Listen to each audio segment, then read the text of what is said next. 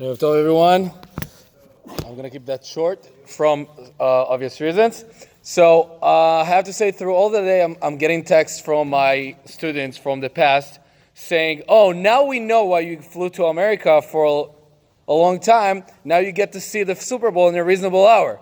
This is not a joke, because seriously, in the last years, we actually woke up in the middle of the night. I have a lot of students that are going to be awake. An hour from now, it's going to be 1:30 a.m. in Israel through the next 3 or 4 hours to see the game. 1 year especially, I remember, because we went to a trip to Eilat.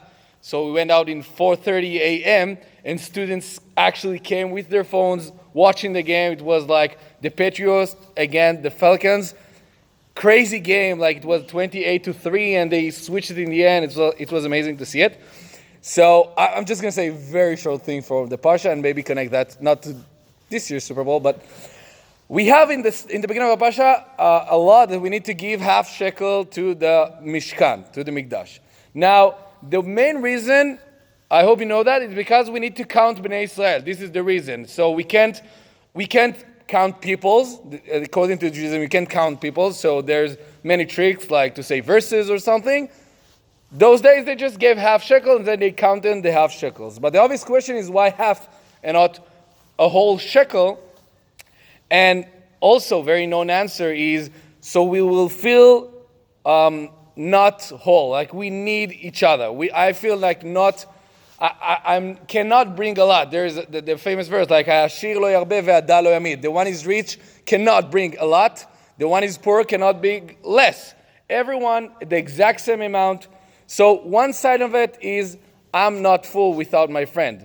But important other side of it, it's also to understand that no one is full without a view.